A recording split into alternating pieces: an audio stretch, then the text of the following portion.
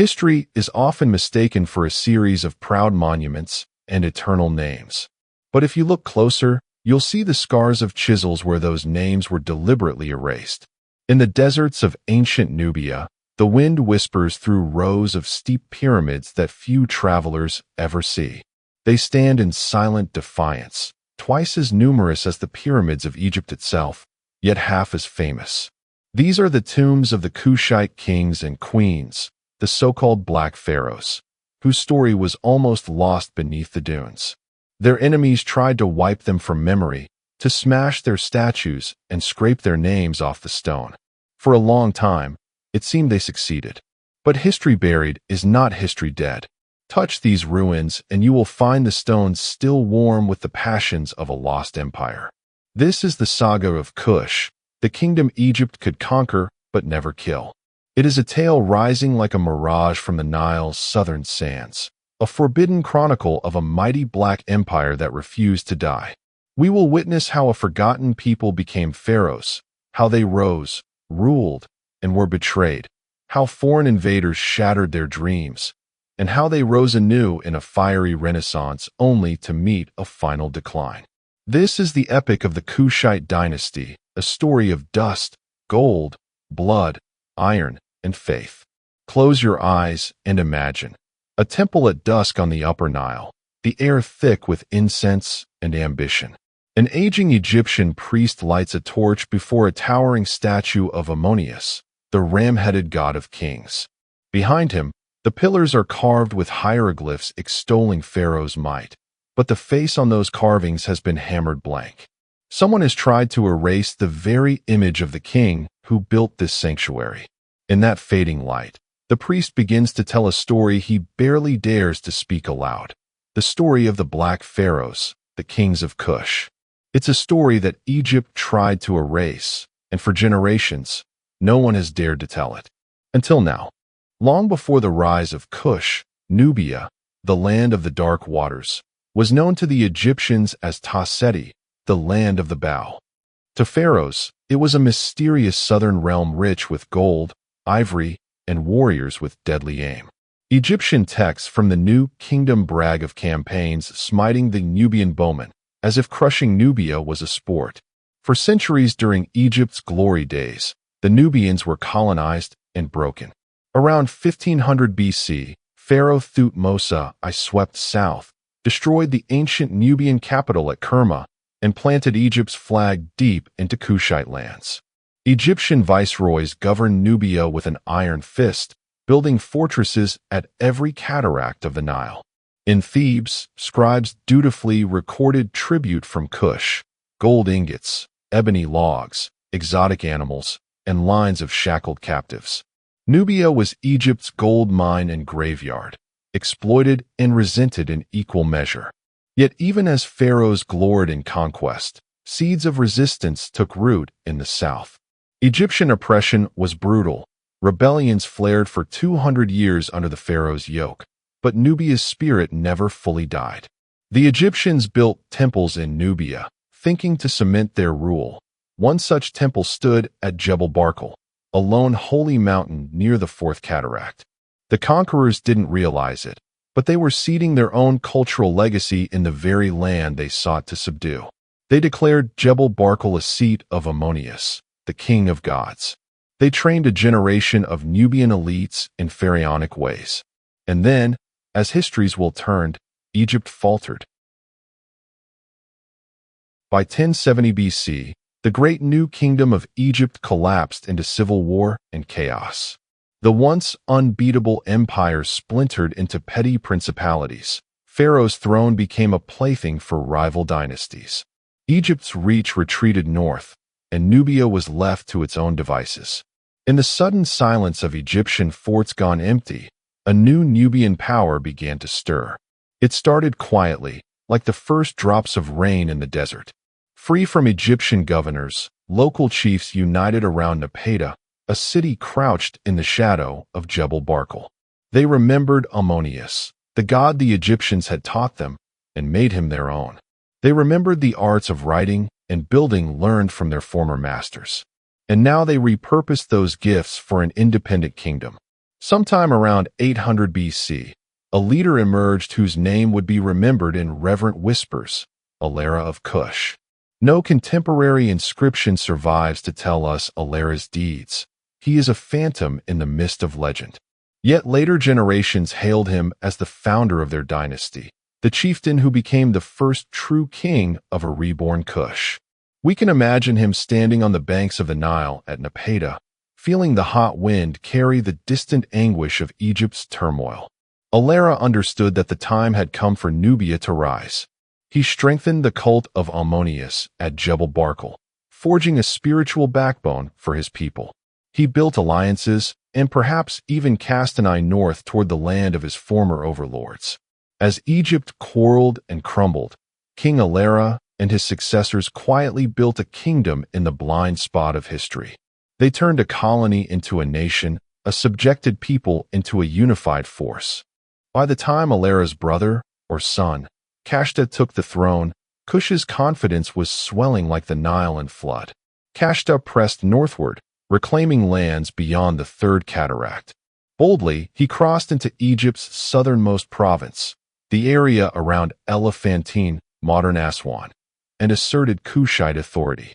Imagine the shock of Egyptian priests at Thebes when a Nubian king's envoys arrived not as supplicants bearing tribute, but as masters with demands. In Thebes, Kashta achieved an ingenious diplomatic victory. He arranged for his daughter, Princess Amenertis, to be adopted as the next god's wife of Ammonius, the high priestess of Thebes.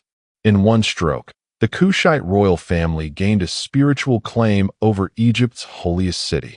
It was a bloodless conquest of the heart of Upper Egypt, accomplished not with swords, but with a marriage of faith and politics. Kashta died with his ambitions only half fulfilled, but he had prepared the ground for something extraordinary. To the north, Egypt remained fractured. Libyan warlords ruled the delta. Other petty kings squabbled over Upper Egypt. The once mighty realm was a patchwork of four feeble kingdoms, each too busy fighting neighbors to see the southern storm gathering. And gather it did, behind Kashta's son, a young king named Pi, also known as Pianki. Pi would become the lightning bolt that finally strikes. Where his father had tested the waters, Pi dove in headlong. He was about to do the unthinkable, to claim the double crown of Egypt for Kush. The year is 727 BC. The once great Egypt lies broken and leaderless, a crime scene of rival thrones, to borrow a phrase. For kings claim Pharaoh's title, but none hold real power. In the Delta, a chief named Tefnakt of Sais tries to unite the north under his banner. In Middle Egypt, petty rulers cling to cities like Hermopolis and Heracleopolis. Thebes remains under the sway of Ammonius priests, and by extension, under Pi's sister Amenertis. This is the moment Pi has awaited, a moment of weakness and disunity. From his capital at Nubia, the Kushite king marches forth like a lion moving on a wounded bull. His army of hardened Nubian warriors and swift charioteers surges down the Nile. As Pi's forces cross into Egypt, towns and garrisons fall in shockingly quick succession. The Middle Egyptian kings who resist are swept aside. Pi's victory stela, a slab of stone covered in triumphant hieroglyphs, still survives to tell part of the tale. It records how Pi personally led the attack and took city after city, fulfilling what he believed was Ammonius' will.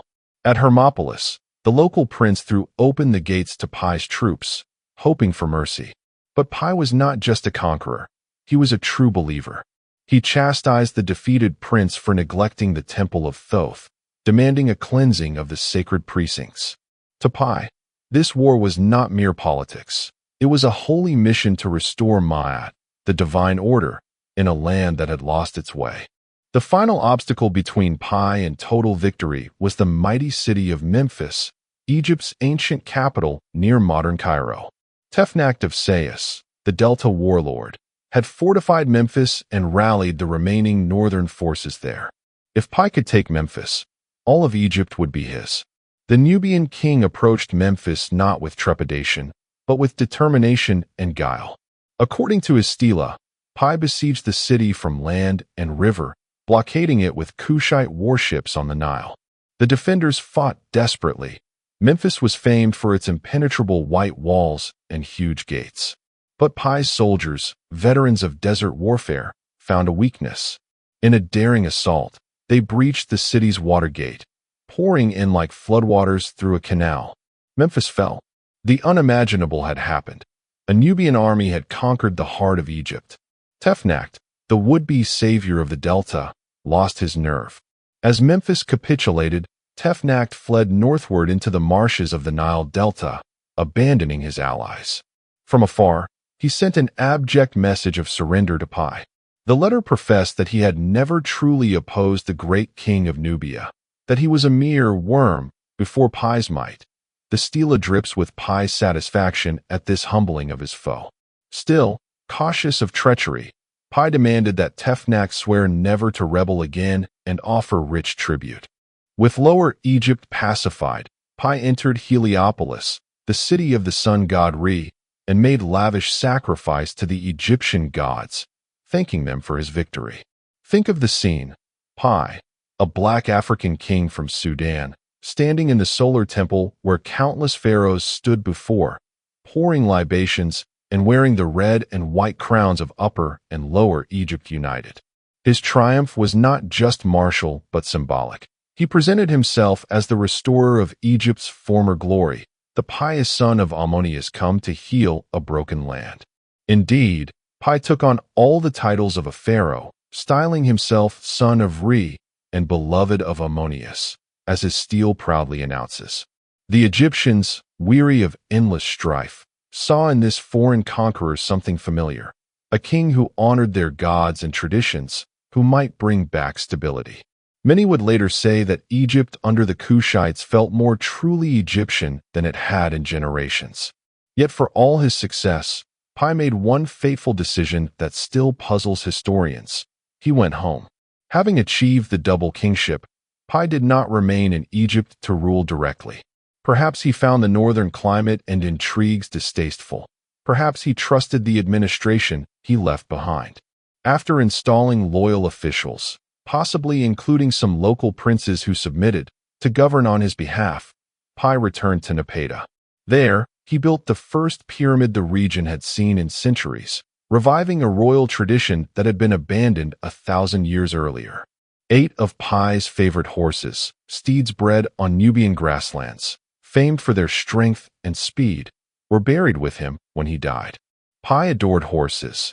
He was outraged to find some Egyptian stables starving their mounts during his campaign, scolding the caretakers and demanding better treatment for the noble beasts. This was a warrior who loved not only conquest, but the fine details of chariotry and cavalry. The image of Pi's burial is telling.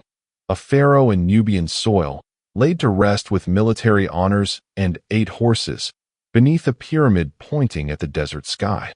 He had one foot in each world, Egyptian and Nubian, and in death as in life, he fused them into something new. Pi's withdrawal left Egypt under Kushite control but craving leadership. His successors would not make the same choice to remain absent. In 715 BC, Pi's brother Shabaka, or perhaps a son, depending on which chronicle you believe, rose to the throne of Kush and promptly marched into Egypt to claim the entire realm for himself. Shabaka took up residence in Memphis, making it the administrative capital once more. To eliminate any local resistance, he captured Bacon Ranuf, Bacchares, the last prince of the Old Sate Delta dynasty, and executed him in gruesome fashion by burning him alive. It was a clear message. The time of petty Egyptian kings was over. A new order had arrived, and it would brook no opposition. Thus began the rule of the 25th dynasty of Egypt, the line of Kushite pharaohs. For nearly a century, ca. 747 to 656 BC, Nubian kings would sit on the throne of Horus. They are often called the Black Pharaohs, a term both celebrated and criticized, because it implies their distinction by race when in truth they saw themselves simply as rightful pharaohs. These rulers, from Shabaka to Taharka, brought a renaissance to a declining Egypt. They reunified Upper and Lower Egypt by force and diplomacy, and once in power, they eagerly restored the ancient temples, art styles, and rituals of the golden ages gone by. The Kushite pharaohs were zealous in their devotion to Egyptian gods. Shabaka even preserved and enshrined old religious texts.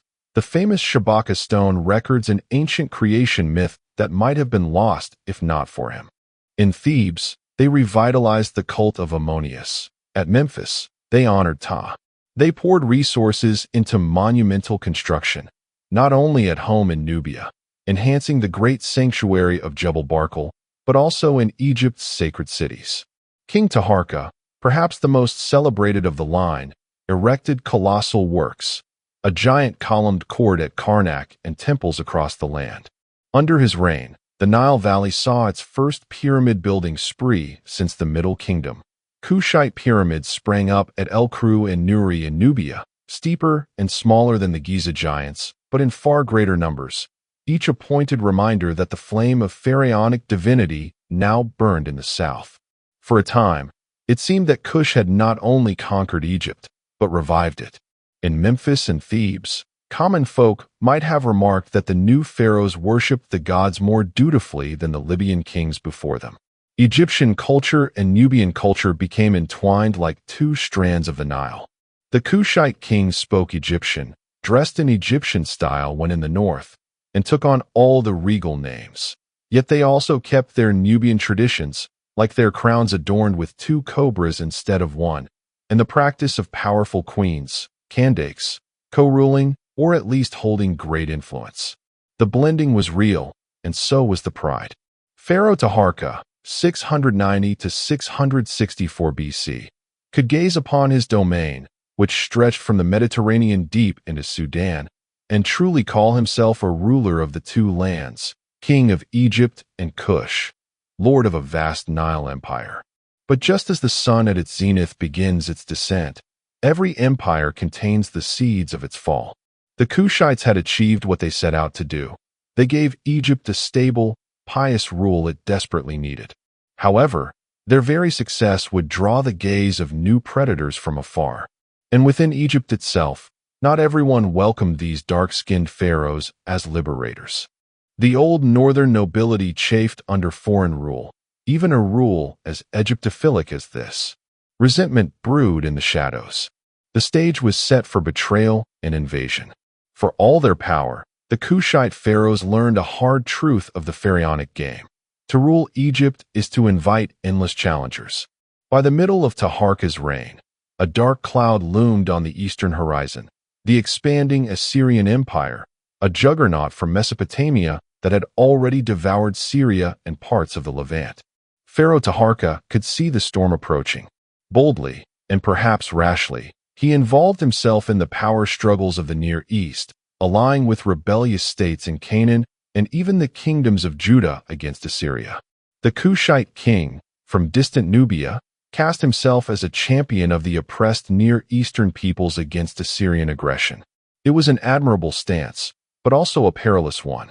In 701 BC, when the Assyrian king Sennacherib marched to punish Jerusalem, Taharka, called Taraka in the Hebrew Bible, sent forces to aid King Hezekiah of Judah. According to the scriptures, the Assyrians heard Taraka, king of Kush, was coming to fight them. Ultimately, Sennacherib's campaign stalled. Biblical lore credits an angel of the Lord for decimating the Assyrian army. Egyptian sources preferred to credit a plague of mice. Taharka likely took pride in having averted Assyrian conquest in that instance. But Assyria's kings did not forget the audacity of this Kushite interference. The real reckoning came years later, under Sennacherib's son Esarhaddon. This iron-willed conqueror turned his full attention to Egypt around 671 BC. He led a massive force from the north, cutting through the Sinai. Here was a foreign invasion unlike any Egypt had seen. Not Libyans raiding for cattle, not Nubians coming with a shared reverence for Ammonius, but Mesopotamian warlords with a reputation for unspeakable cruelty and efficient terror. As Esarhaddon advanced, some of the Egyptian Delta princes, those who had bent the knee to Kush only reluctantly, saw an opportunity. They betrayed their Kushite overlords and made common cause with the invader. Foremost among them was Necho, the prince of Sais in the Delta, a man whom Taharqa had once spared and even appointed as a local governor. Necho decided that siding with Assyria might win him a more independent throne. It was a gamble many collaborators in history have made, feeding a tiger, hoping it will eat you last. Taharqa, to his credit, raced north with his army to confront the Assyrians head-on. In 671 BC, the clash came near Memphis. The texts tell us Pharaoh Taharqa fought fiercely, but the Assyrian war machine was relentless. The Kushite army, far from its home base and likely outnumbered, was defeated. Memphis fell to Esarhaddon. Taharqa himself was wounded and fled south to Thebes, and then further to Nubia. The Assyrian king gleefully recorded how he captured the king's family. Indeed, Taharqa's wife and son were taken prisoner, along with immense spoils of gold and incense. To the Assyrians, it was a glorious victory. Esarhaddon proclaimed himself the new pharaoh of Egypt, even though he controlled only the north for the moment. He installed his puppet Necho of Sais as a vassal ruler in the delta and left garrisons to keep order. Then Esarhaddon, needed on other fronts, departed Egypt, believing the matter settled. But the Kushite lion was not slain yet, only wounded. No sooner had Esarhaddon left than Taharqa rose again. Within a year, the indomitable Nubian returned to Upper Egypt, rallied the people of Thebes, and even managed to reclaim Memphis from the Assyrian troops and Delta collaborators. The Egyptian populace, remember, had seen the Assyrians as a scourge, foreign devils who pillaged their cities and desecrated their temples. Many likely viewed Taharqa now as a liberator from a worse tyranny. Necho, the traitor prince, was chased out or went into hiding as Taharqa re-established his authority over much of the country. When news of this counterstrike reached Assyria, the new king Ashurbanipal, Esarhaddon's son, was incensed.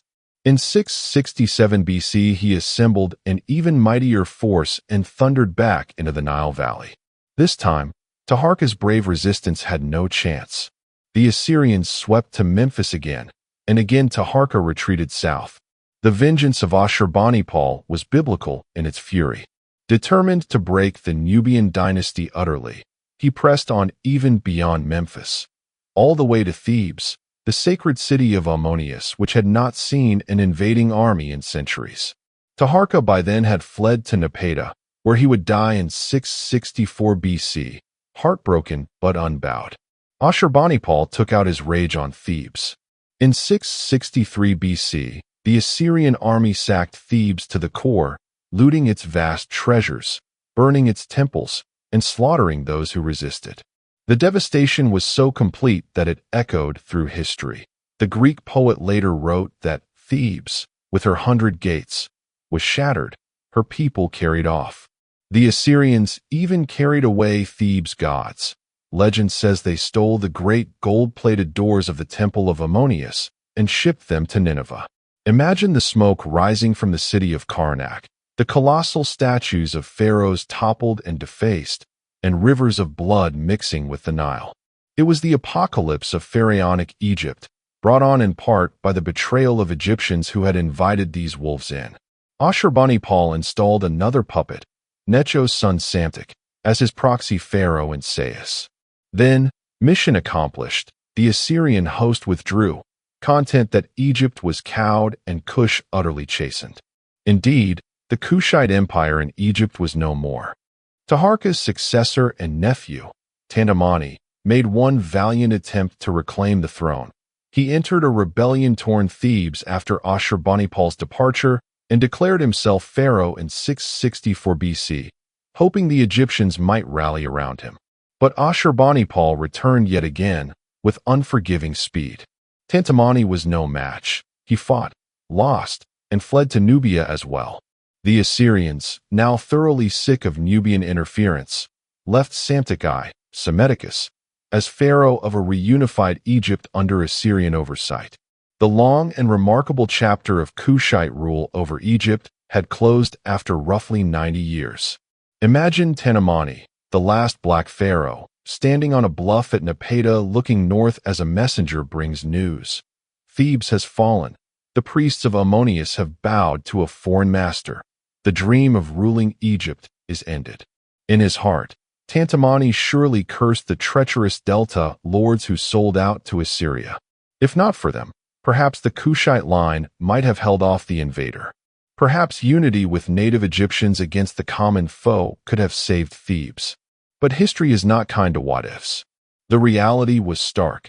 The House of Kush had been expelled from Egypt by a whirlwind of iron and cruelty. And now, one might think, their story would ebb into obscurity. The world often remembers conquerors, but forgets those who lose. The Assyrians certainly expected Kush to disappear into the mists beyond the cataracts, licking its wounds, never to threaten their perfect empire again. The new Egyptian dynasties, especially Psamtik I's 26th dynasty in Sais, were eager to legitimize themselves by demonizing and erasing their predecessors. They engaged in an act of damnatio memoriae against the 25th dynasty.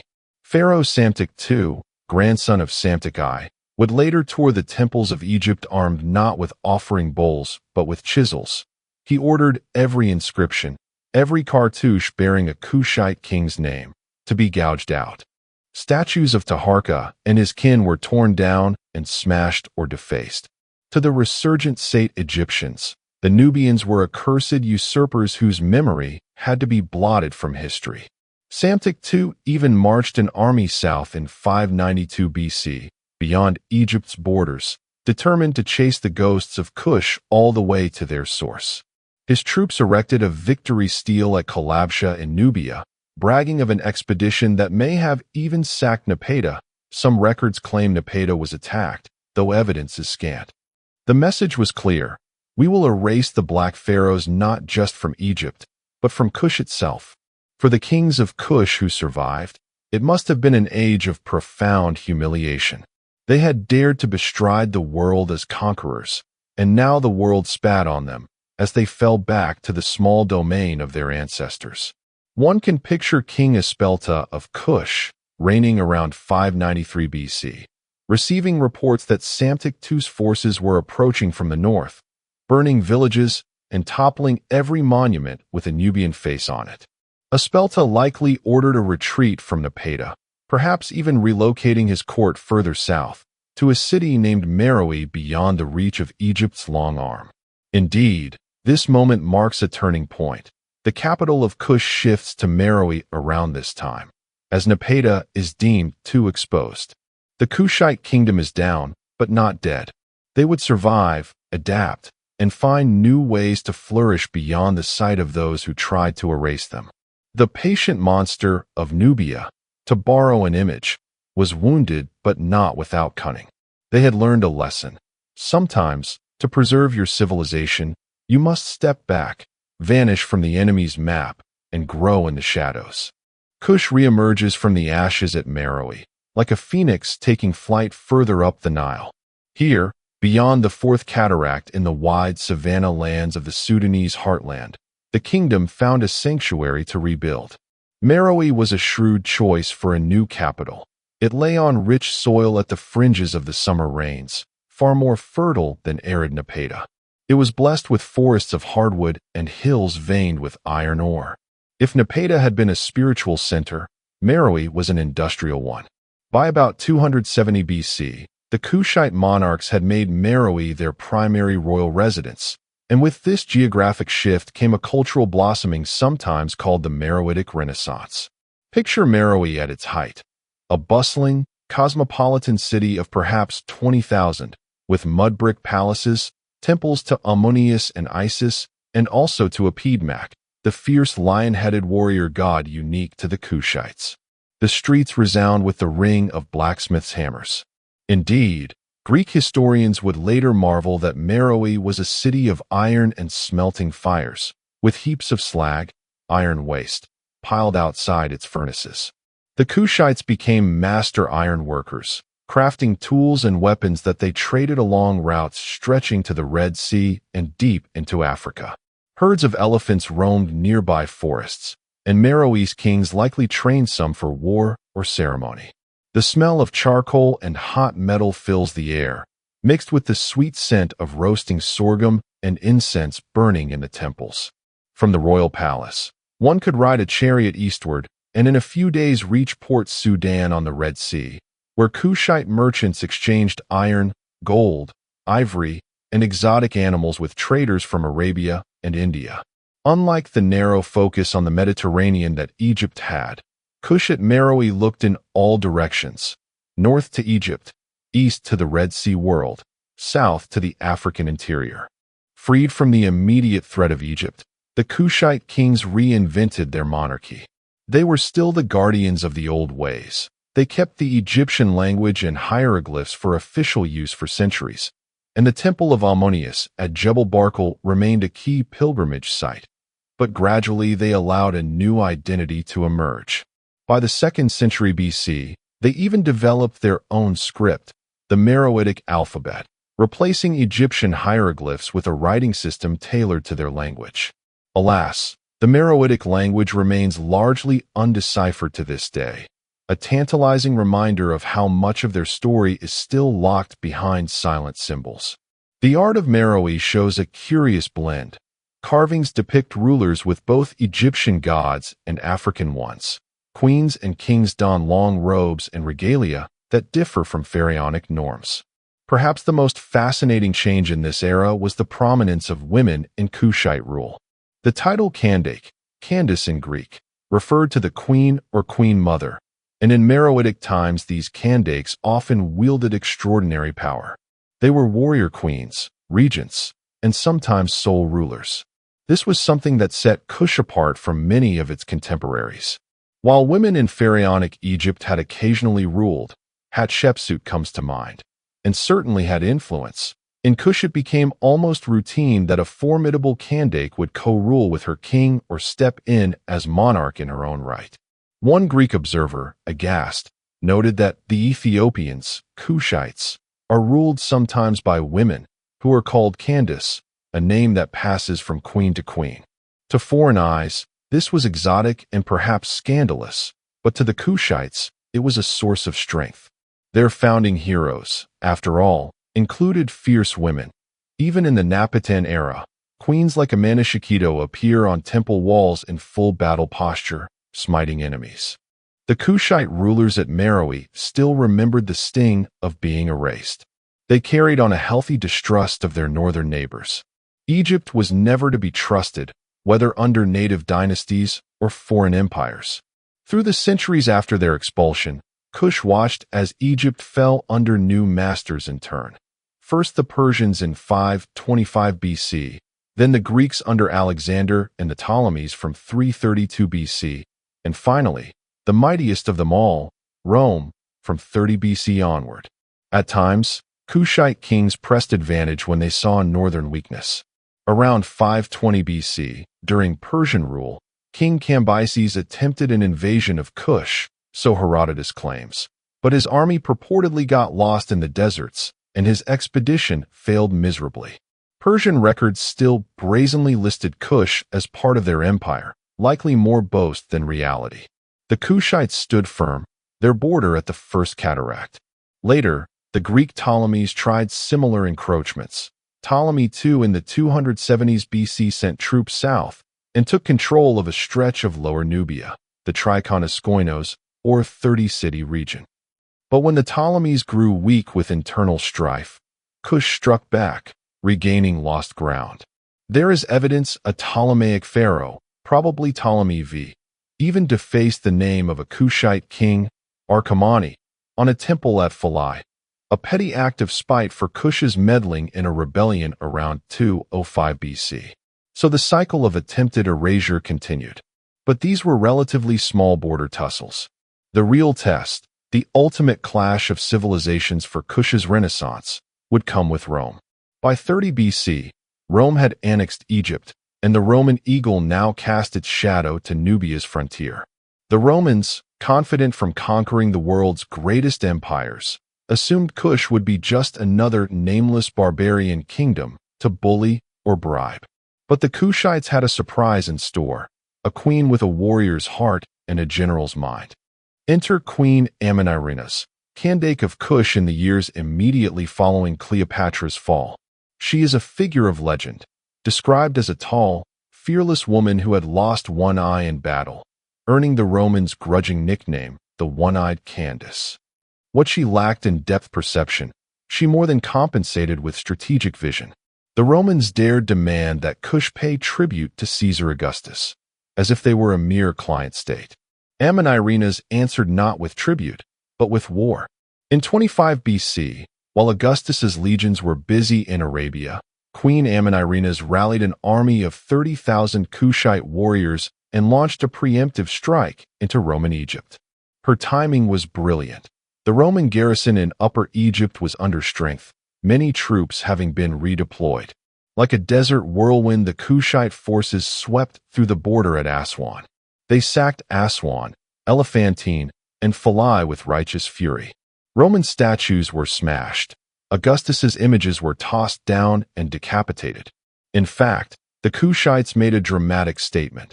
They seized a bronze statue of Emperor Augustus himself, cut off its head, and took this imperial trophy back to Meroe. There, the bronze head of the supposedly invincible Caesar was buried beneath the steps of a temple, so that every time a Kushite entered to worship, they would literally trample the Roman emperor's head underfoot. It was the ultimate insult, a ritual humiliation of Rome cast in metal and sand. This head was discovered by archaeologists in Meroe in 1912. It sits in the British Museum today, a testament to Ammonirinas' defiance. The Romans, unused to such audacity from barbarians, retaliated with force. In 24 BC, Petronius, the Roman governor of Egypt, marched south with 10,000 legionaries and a squadron of cavalry. He found that the Kushites, after their raids, had withdrawn to strong positions further south. Petronius recaptured the border region and pursued Ammonirinas' forces to the city of Napata, the old Kushite holy city. The clever Candace, however, had anticipated this. She left Napata nearly empty, a decoy. Petronius occupied Napata easily, and, in frustration at finding no great resistance, and perhaps missing the queen herself who was elsewhere, he sacked Napata in revenge, burning it and enslaving those few inhabitants remaining. The once sacred capital, home of Ammonius' oracle, was left a smoldering ruin, but it was a sacrifice the Kushites had been willing to make. Ammonirinas knew that Napata's loss would not be fatal. The true heart of her kingdom was now much further south at Meroe, which Petronius dared not march to. It was over 300 miles beyond Napata, and his supply lines were stretched thin. So Petronius, having struck a blow, began to retreat north. That is when Queen Ammonirinas showed the Romans what resolve really meant. Rather than accept defeat after Napata's destruction, the one-eyed queen pounced on Petronius's withdrawing column. She harried the Romans all the way back to a fortress at Premes, Khazar Ibrim, near the border. Petronius suddenly found himself besieged by the Kushites, surrounded and cut off in a foreign land. He had underestimated her. They all had underestimated her. Strabo, the Greek geographer in Alexandria, wrote with grudging admiration that this queen has a courage above that of her gender. Indeed, Ammonirinas personally fought in the battles, leading from the front. In one clash, she was struck by a Roman soldier and lost her eye, but she fought on with ferocity. To the Romans, this was beyond the pale, a woman, scarred and half-blinded, refusing to concede. Petronius sneered at her as the one-eyed Candace, mocking her as if a missing eye equated to weakness. But in truth, perhaps, a shiver ran down his spine. Rome had conquered a vast world, but here in Nubia they had found an enemy who would not quit, led by a leader who turned even her wounds into symbols of pride. By 22 BC, after 3 years of seesaw conflict, Petronius was desperate to end the war. Ammonirinas had nothing left to lose. She had already lost an eye, her husband had died in battle, and even her son, Prince Akinadad, had fallen in combat against the Romans. Yet she absolutely refused to surrender. Her forces regrouped and surrounded Premes, making Roman resupply nearly impossible. Finally, Petronius offered negotiations. The Candace displayed a canny sense of theater in how she handled it. She did not go herself to grovel before Augustus. Instead, She sent envoys, letting it be known that if Caesar wanted peace, he could meet on equal terms. In a memorable twist, when Petronius suggested the envoys travel to the island of Samos to see Augustus, who was there at the time, they coyly replied they didn't know who Caesar was, a final subtle insult, pretending ignorance of Rome's ruler. Nothing could have stung the Roman ego more than implying that the emperor was a nobody in their eyes. The result? One of the most favorable peace treaties Rome ever gave to a foreign power. At the Treaty of Samos in 21 BC, Emperor Augustus not only made peace with Kush, he conceded virtually all Roman demands. Kush was declared a sovereign equal, not required to pay tribute. The Romans agreed to withdraw their frontier from the land they'd seized. That 30-mile strip was partially returned, pulling their border back near Maharaca, Hieros. In practical terms, Rome abandoned attempts to conquer Nubia. They even went a step further. To placate the Nubians, Augustus later built, or expanded, a temple at Calabsha in honor of their local god Mangelus and another at Dender, essentially making offerings to Kush's spiritual domain as a gesture of goodwill. It was as if the Romans admitted, "We angered your gods. Let us make amends." This outcome was astonishing. The greatest empire on earth, fresh from subjugating Egypt, had to cut a deal with a smaller neighbor because a one-eyed warrior queen had handed them their first bloody nose in Africa. Queen Amenarina's returned to Meroe victorious, the scars on her face a map of courage, her kingdom safe and free for the next 300 years. And free it remained. While Europe and West Asia fell under the Pax Romana, Nubia stood proudly independent. The Romans and Kushites maintained a respectful peace. Trade flourished. Caravans carried goods up and down the Nile again. Neither side forgot the war. The Romans prudently kept their border fortifications at Beit al-Wali and Aswan manned, and the Kushites kept a watchful eye, but both understood that mutual respect was better than war.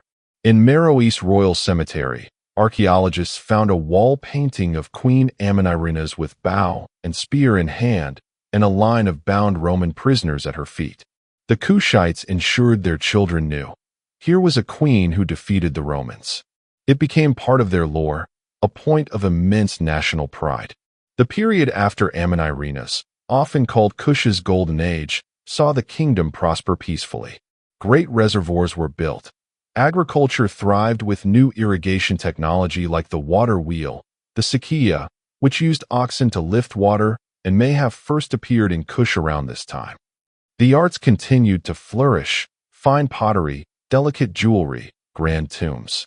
Meroe's pyramids multiplied on the eastern horizon of the city, each new king and queen adding their own pointed legacy to the skyline. These Nubian pyramids are smaller than the Egyptian ones of old, but they are steep, elegant, and numerous. Over 200 still stand in the sands of Sudan. Think of that. More pyramids in Kush than in all of Egypt.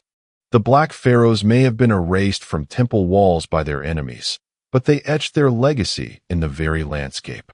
Every empire's sun sets, and for Kush that sunset came gradually, then suddenly. After 300 years of relative stability following the peace with Rome, signs of decline began to appear. By the 3rd century AD, the world around Kush had changed. Rome itself was faltering, its hold on distant provinces loosened.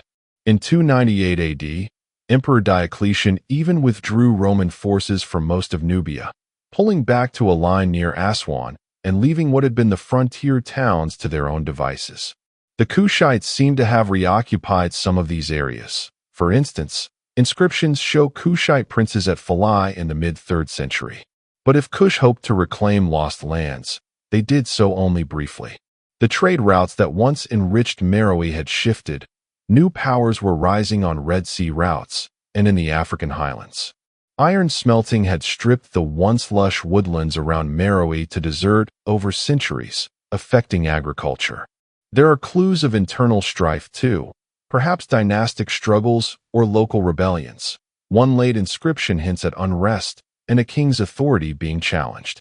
And then came the final blow from the south and east, the rise of the Aksumite Empire, Aksum, in what is now Ethiopia and Eritrea. Aksum was a formidable, Christianizing power that controlled the Red Sea trade by the 4th century AD. As Kush's star waned, Aksum's burned brighter. Sometime around 350 AD, Aksum's king Izana launched a campaign northwards into Nubia. We have an intriguing piece of evidence: the trilingual stele of Izana, discovered in Aksum, which boasts of victories over the people of Kush and their allies. Izana's inscription describes marching along the Atbara River, which joins the Nile near Meroe, and defeating the Nubians, even appointing a tribute from them. It's unclear if Meroe city itself was sacked or simply bypassed. Izana's text does not name the city, suggesting maybe he did not capture it, but he certainly dealt a death blow to Kushite power. Combined with pressure from desert nomads known as the Noba, from whom we get the word Nubian, who were encroaching on the west, the kingdom's structure collapsed. By around 360 AD, the royal pyramids at Meroe cease. The last known pyramid burials date to the mid-4th century. The royal line likely died out or was absorbed by new rulers. In what must have been a haunting echo of their own origins, Kush's cities fell to ruin and were swallowed by the sands, just as their ancestors had once witnessed the ruins of Kerma and Napata. The Meroitic script and language vanished. Within a century or two, no one living could read those inscriptions. The great temple of Ammonius at Jebel Barkal fell silent, its priests gone and its sanctuaries choked with dust. Nubia itself didn't vanish, far from it. In the centuries after, new kingdoms emerged: Nobatia, Makuria, Alodia, the medieval Christian kingdoms of Nubia that would arise by the 6th century. But they spoke new languages and worshipped a new god. They built churches where Kandakes had once made sacrifices. The old gods of Kush, Ammonius with his ram horns, Piedmak the lion, they were forgotten, their statues buried by time or smashed by zealots.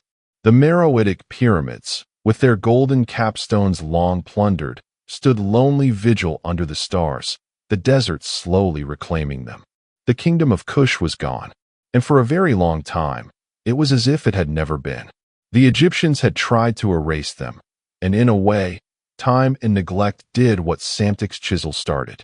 Greek and Roman historians only left scattered mentions of Ethiopian kings ruling Egypt for a generation, often with condescension or confusion. In the grand narratives of the ancient world compiled by later scholars, Kush was a footnote, if even that. The memory of the Black Pharaohs became a faint echo.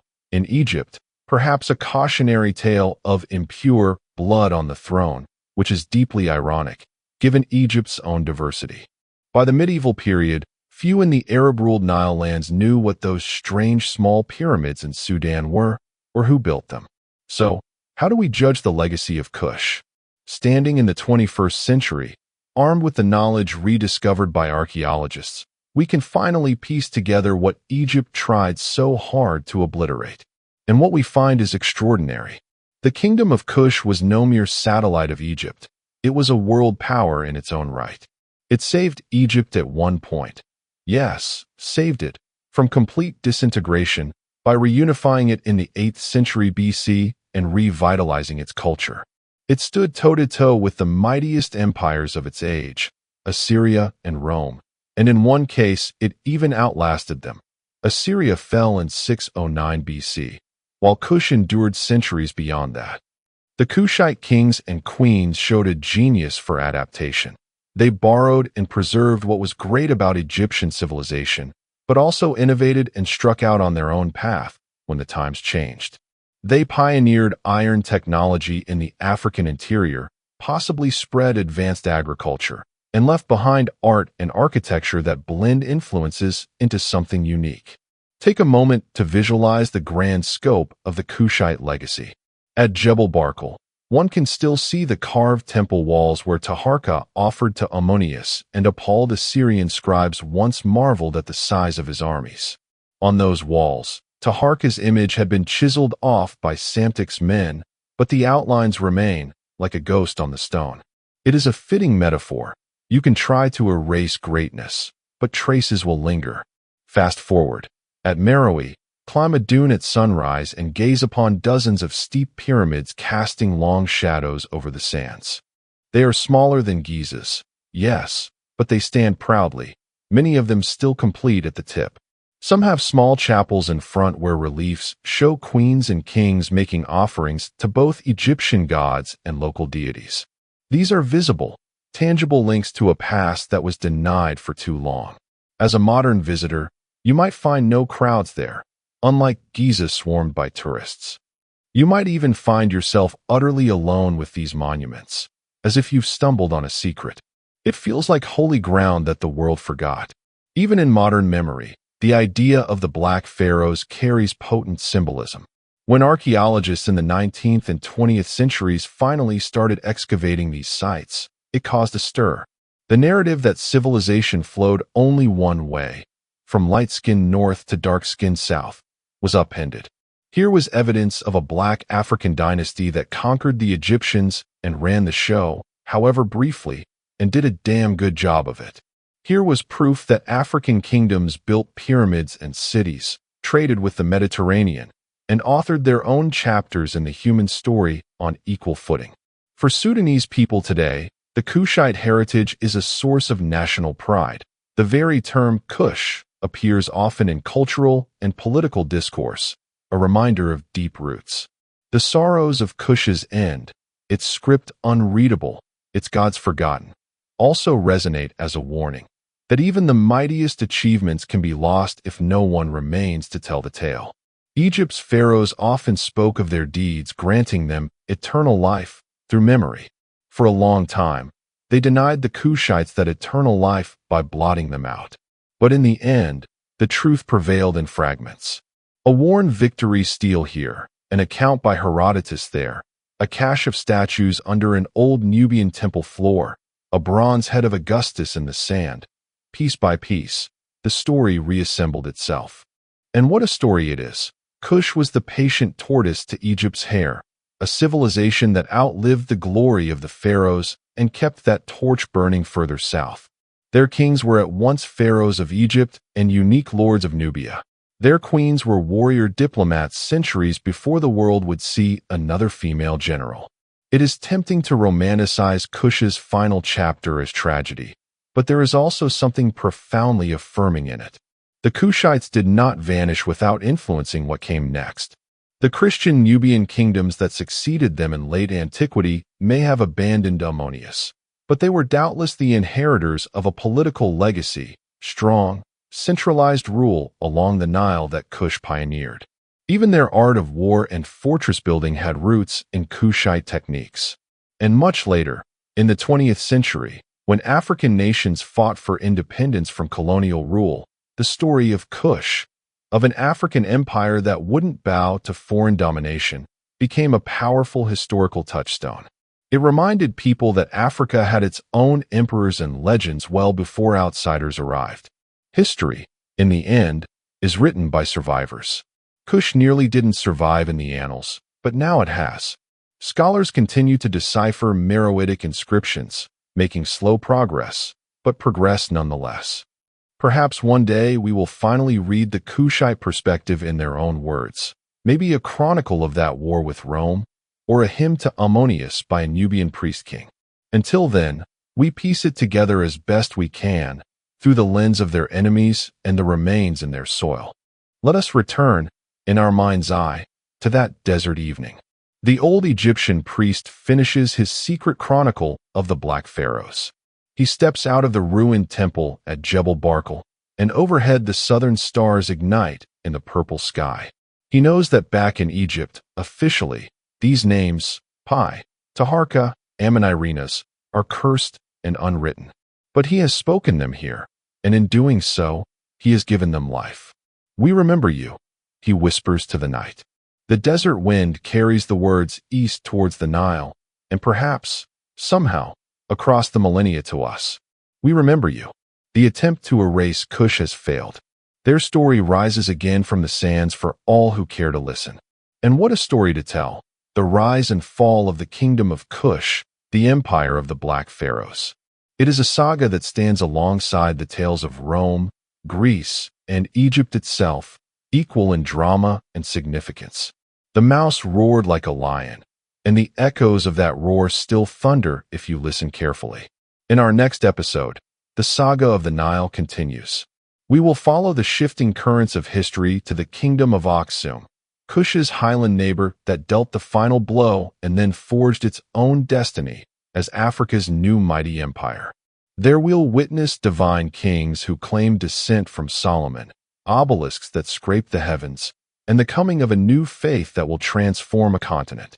The rise of Aksum will be a story of trade, faith, and conquest, a fitting next chapter in the epic of African civilizations. I am your narrator, and this has been the entire history of the Kush kingdom, the Black Pharaohs Egypt tried to erase. If you enjoyed unearthing this lost legend from the desert sands, please smash that like button to let others know about the wonders of Nubian history, and subscribe so you won't miss the next grand saga in our journey through time. Until then, remember, history may be buried, but it is never truly gone. One only needs to dig deep enough to find the truth, and sometimes to find inspiration in the forgotten kings and queens who refuse to be silenced. Thank you for watching, and see you next time on Uncrowning.